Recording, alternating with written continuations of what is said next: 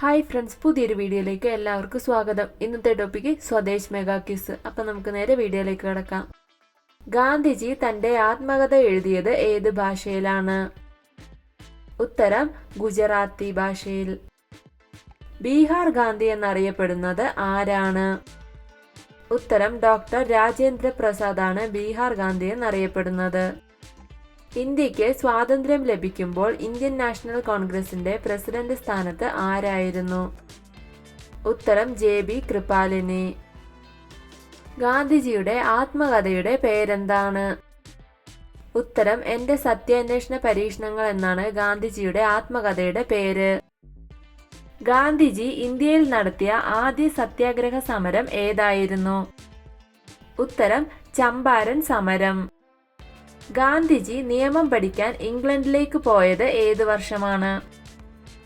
ഉത്തരം 1888 ഗാന്ധിജി നിയമം പഠിക്കാൻ ഇംഗ്ലണ്ടിലേക്ക് പോയത്.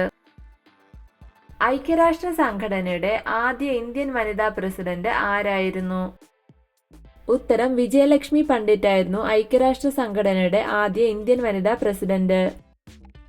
ദൈവരാജ്യം നിങ്ങളുടെ ഉള്ളിൽ എന്ന പുസ്തകം എഴുതിയത് ആരാണ്? ഉത്തരം ദൈവരാജ്യം നിങ്ങളുടെ ഉള്ളിൽ എന്ന കൃതിയുടെ കർത്താവ് ലിയോ ടോൾസ്റ്റോയി.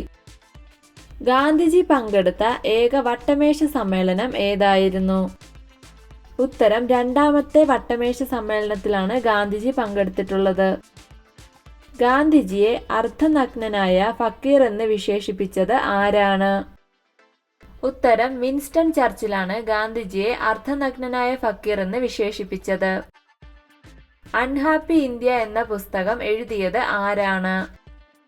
ഉത്തരം ലാലാ ലജ്പത് റായ്. ഇന്ത്യൻ നാഷണൽ കോൺഗ്രസിന്റെ പ്രസിഡന്റായ ആദ്യ വനിത ആരാണ്? ഉത്തരം ആനി ബസന്റ് ആണ് ഇന്ത്യൻ നാഷണൽ കോൺഗ്രസിന്റെ ആദ്യ വനിതാ പ്രസിഡന്റ്. രണ്ടാം വട്ടമേശ സമ്മേളനത്തിൽ ഗാന്ധിജിയുടെ ഉപദേഷ്ടാവ് ആരായിരുന്നു? ഉത്തരം രണ്ടാം വട്ടമേശ സമ്മേളനത്തിൽ ഗാന്ധിജിയുടെ ഉപദേഷ്ടാവ് മദൻ മോഹൻ മാളവ്യ. മിന്റോ മോർലി പരിഷ്കാരത്തിന്റെ മറ്റൊരു പേര് എന്താണ്? ഉത്തരം ഇന്ത്യൻ കൗൺസിൽ ആക്ട് എന്നാണ് മിന്റോ മോർലി പരിഷ്കാരത്തിന്റെ മറ്റൊരു പേര്. പ്രവർത്തിക്കുക അല്ലെങ്കിൽ മരിക്കുക എന്ന മുദ്രാവാക്യം ഉയർത്തിയത് ആരാണ്? ഉത്തരം ഗാന്ധിജി. ഗാന്ധിജി അവസാനമായി കേരളം സന്ദർശിച്ചത് എന്നാണ്? ഉത്തരം 1937 ഗാന്ധിജി അവസാനമായി കേരളം സന്ദർശിച്ചത്. ഇന്ത്യൻ നാഷണൽ കോൺഗ്രസിന്റെ പ്രസിഡന്റായ ആദ്യ ഇന്ത്യൻ വനിത ആരാണ്? ഉത്തരം സരോജിനി നായിഡു. ഗാന്ധിജിയെ മഹാത്മാ എന്ന് വിശേഷിപ്പിച്ചത് ആരാണ്? ഉത്തരം രവീന്ദ്രനാഥ് ടാഗോർ ആണ് ഗാന്ധിജിയെ മഹാത്മാ എന്ന് വിശേഷിപ്പിച്ചത്. 2018 ഫിഫ ലോകകപ്പിന്റെ ആദ്യ 3 സ്ഥാനവും നേടിയത് ഏത് വൻകരയിലെ രാജ്യങ്ങളാണ്? ഉത്തരം യൂറോപ്പ്. ഗാന്ധിജി ടാഗോറിനെ വിളിച്ചത് എന്തായിരുന്നു? ഉത്തരം ഗാന്ധിജി രവീന്ദ്രനാഥ ടാഗോറിനെ ഗുരുദേവ എന്നാണ് വിളിച്ചിരുന്നത്. ഇന്ത്യൻ നാഷണൽ കോൺഗ്രസ് നിലവിൽ വന്നത് എന്നാണ്? ഉത്തരം 1885 ഇന്ത്യൻ നാഷണൽ കോൺഗ്രസ് നിലവിൽ വന്നത്. ഗാന്ധിജിയുടെ രാഷ്ട്രീയ ഗുരു ആരാണ്? ഉത്തരം ഗോപാലകൃഷ്ണ ഗോഖലെയാണ് ഗാന്ധിജിയുടെ രാഷ്ട്രീയ ഗുരു. ഗാന്ധിജിയുടെ ജീവചരിത്രം ആദ്യമായി മലയാളത്തിൽ എഴുതിയത് ആരാണ്? ഉത്തരം സ്വദേശാഭിമാനി രാമകൃഷ്ണപിള്ള. ഇന്ത്യയുടെ ദേശീയ ഗാനമായ ജനഗണമന ആദ്യമായി ആലപിച്ചത് ഏത് ചടങ്ങിലാണ്? ഉത്തരം കൊൽക്കത്ത കോൺഗ്രസ് സമ്മേളനത്തിലാണ് ജനഗണമന ആദ്യമായി ആലപിച്ചത്. ഗാന്ധിജി എന്നാണ് ആദ്യമായി ജയിൽ ജീവിതം അനുഭവിച്ചത്? ഉത്തരം 1908 ഗാന്ധിജി ആദ്യമായി ജയിൽ ജീവിതം അനുഭവിച്ചത്. ദില്ലി ചലോ എന്ന മുദ്രാവാക്യം ഉയർത്തിയത് ആരാണ്? ഉത്തരം സുഭാഷ് ചന്ദ്രബോസ് ആണ് ദില്ലി ചലോ എന്ന മുദ്രാവാക്യം ഉയർത്തിയത്. ഗാന്ധിജി സത്യാഗ്രഹ സമരത്തിന് തുടക്കം കുറിച്ചത് എവിടെ വെച്ചാണ്? ഉത്തരം ദക്ഷിണാഫ്രിക്കയിൽ വെച്ചാണ് ഗാന്ധിജി സത്യാഗ്രഹ സമരം തുടക്കം കുറിച്ചത്. ജവഹർലാൽ നെഹ്റുവിന്റെ ആദ്യത്തെ പൊതുപ്രസംഗം എവിടെ വെച്ചായിരുന്നു? ഉത്തരം അലഹബാദിൽ വെച്ച്. ഇന്ത്യൻ ഭരണഘടന അംഗീകരിക്കപ്പെട്ടത് ഏതു വർഷമാണ്? ഉത്തരം 1949. ഹരിജൻ എന്ന പത്രം ആരംഭിച്ചത് ആരാണ്? ഉത്തരം മഹാത്മാഗാന്ധി ആരംഭിച്ച പത്രമാണ് ഹരിജൻ. ഗാന്ധിജി ദക്ഷിണാഫ്രിക്കയിൽ നിന്ന് ഇന്ത്യയിൽ മടങ്ങിയെത്തിയത് എന്നാണ്? ഉത്തരം 1915 ജനുവരി 9. തന്റെ പിന്തുടർച്ച അവകാശിയായി ഗാന്ധിജി പറഞ്ഞത് ആരെയാണ്? ഉത്തരം ജവഹർലാൽ നെഹ്റുവിനെയാണ് ഗാന്ധി തന്റെ പിന്തുടർച്ച അവകാശിയായി പറഞ്ഞത്. 2018 ഏഷ്യൻ ഗെയിംസിൽ ഇന്ത്യ എത്ര ഗോൾഡ് മെഡൽ നേടി? ഉത്തരം 2018 ഏഷ്യൻ ഗെയിംസിൽ ഇന്ത്യ 15 ഗോൾഡ് മെഡൽ നേടി.